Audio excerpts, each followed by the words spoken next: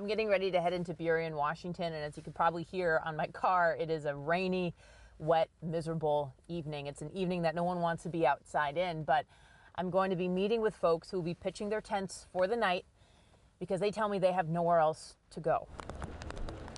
Through relentless rain, an oasis of warm food pops up on a street corner in Burien, Washington. These are people. These are our neighbors. These are community members who need help. It's just past 7 p.m., which means camping on public land is now permitted. Not only are these volunteers handing out food, group leader Cindy Moore is also handing out tents. Tents that need to be off the street, usually by 6 a.m., but tomorrow the city requested they be off by 5 a.m. to clear the sidewalk for a Thursday farmers market. For the majority of our unhoused population, there just are not shelter beds available anywhere around here. Just trying to get back on my feet with a place to stay. People like Paul are grateful for the help during a time of instability as he spends most of his waking hours searching for a job. To settle my mind so I can concentrate instead of trying to find someplace to sleep.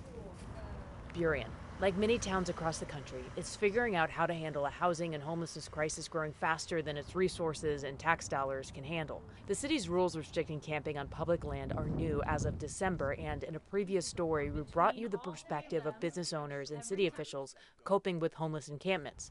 This story focuses on those who are unhoused living under the new restrictions. I'm Dee. I lived in Burien for the past 2 years. I started working here first at the Speedway gas station. And, one thing led to another, family issues, and I ended up becoming homeless.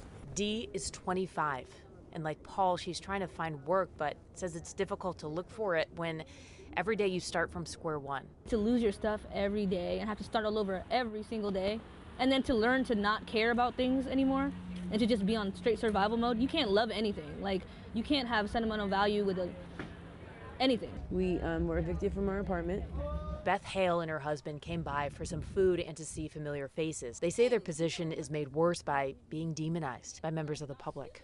All of us at one point in time didn't think that they would ever be in this situation. I want them to realize that we could be their family member, their friends, them themselves. So we are here to wake up the folks that have been camping on the sidewalk because they need to be out at 5 a.m. today. It's the next morning. Charles Schaefer, another volunteer, helps wake people up before they could be served with a citation or arrested by local police. Just so you know, it's 4:30, that half an hour. Burien Mayor Kevin Schilling says that the city is right now in the process of planning hundreds of units of affordable and permanent supportive housing for the unhoused folks that can't come soon enough as they struggle with the current rules. Vanessa Michaud, Scripps News, Burien, Washington.